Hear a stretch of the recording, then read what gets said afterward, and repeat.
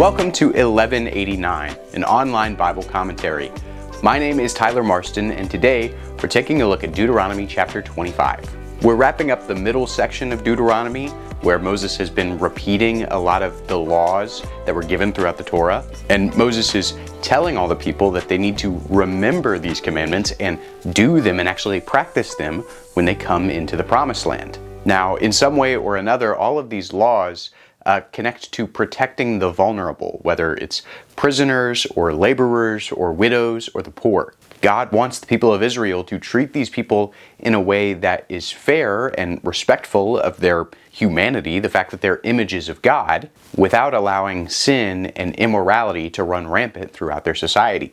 And through the people obeying these commandments, God is going to create a community of His people that obey and follow Him. Now, in this chapter, we'll see a pretty clear example of how the Israelites failed in this regard, but we'll also see reminders of Jesus' promise to fulfill the law and not abolish it. And so if you want to join our community of Christ followers studying Scripture, studying the Bible one chapter at a time, be sure to like and subscribe and leave a comment or question below. I'd really like to see it. If there is a dispute between men and they go to court, and the judges decide their case, and they justify the righteous and condemn the wicked, then it shall be, if the wicked man deserves to be beaten, the judge shall make him lie down, and be beaten in his presence with the number of stripes according to his guilt.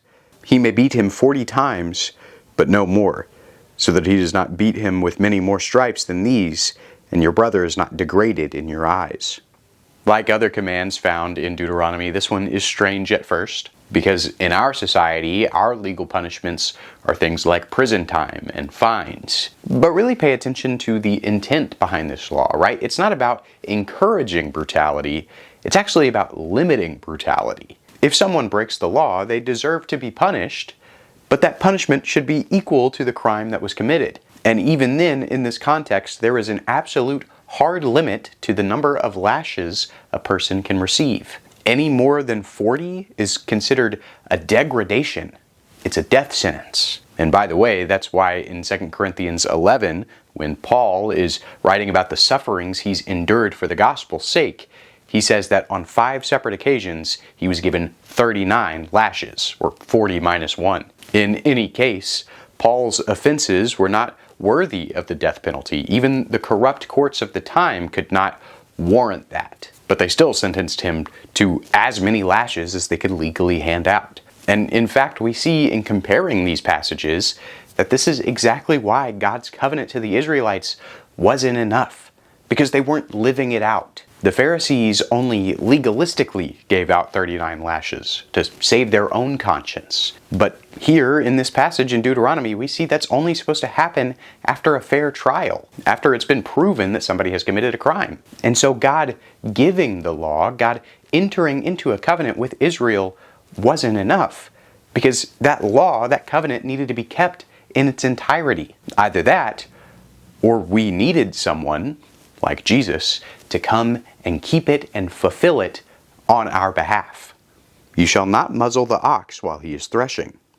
Many of the commands that Moses gives throughout Deuteronomy are pretty straightforward.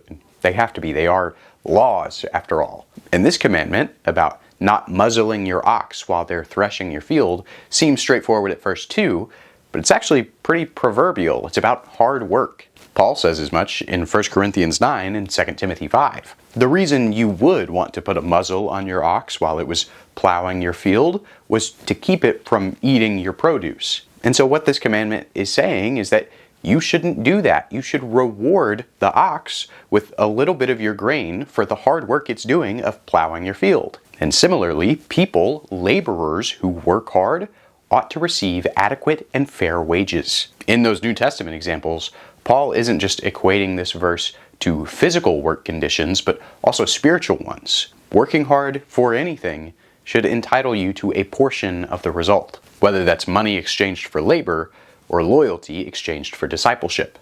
When brothers live together, and one of them dies and has no son, the wife of the deceased shall not be married outside the family to a strange man. Her husband's brother shall go into her and take her to himself as wife, and perform the duty of a husband's brother to her. It shall be that the firstborn whom she bears shall assume the name of his dead brother, so that his name will not be blotted out from Israel.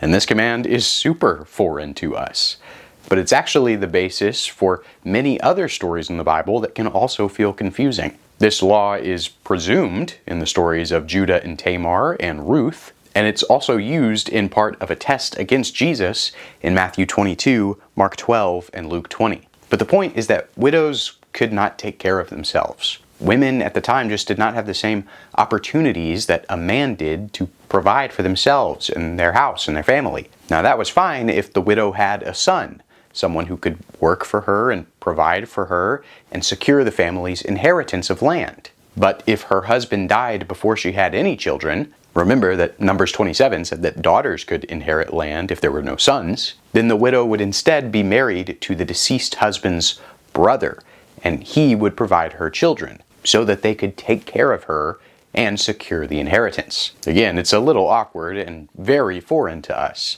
but the commandment is rooted in protecting women and establishing the nation for generations. But if the man does not desire to take his brother's wife, then his brother's wife shall go up to the gate to the elders and say, "My husband's brother refuses to establish a name for his brother in Israel.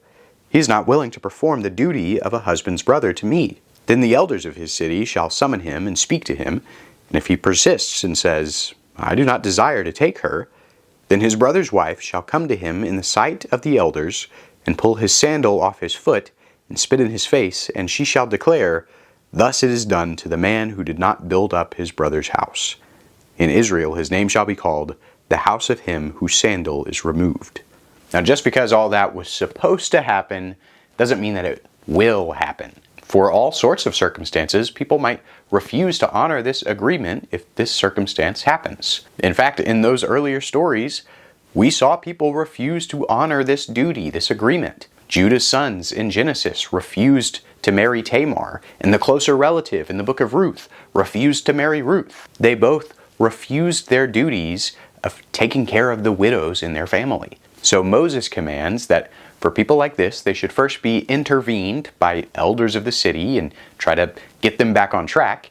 And if they still refuse to do their duty, then they're supposed to have one of their sandals taken off, a symbolic gesture of a broken covenant agreement, spurring shame for the family. Again, we actually see this happen in the book of Ruth. After that initial closer relative has his sandal removed, the next kinsman redeemer in line is Boaz. He actually marries Ruth and does his duty, and establishes the lineage of Judah's kings in the process.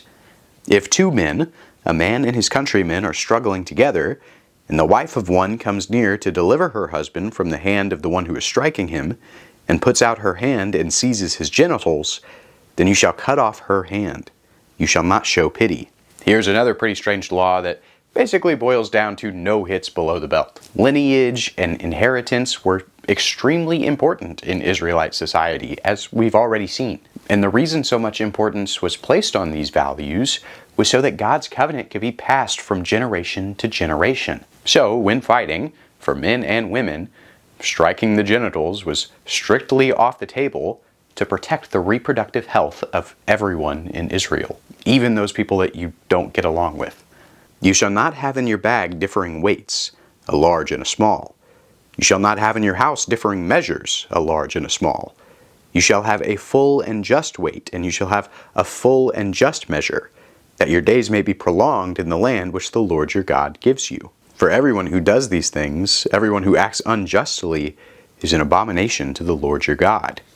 In the ancient economic system, goods would be bought and sold for a certain measure or weight of gold, silver, or any other commodity. And so one really easy way for people to exploit that system in their favor was by using uneven scales or unjust weights or unfair measuring tools. And as such, these were strictly outlawed.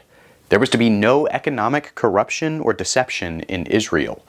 All transactions had to be done fairly. Creating a society of people who will not try to take advantage of each other is the only way that society is going to endure. And so God promises to judge and condemn those who exploit their fellow countrymen.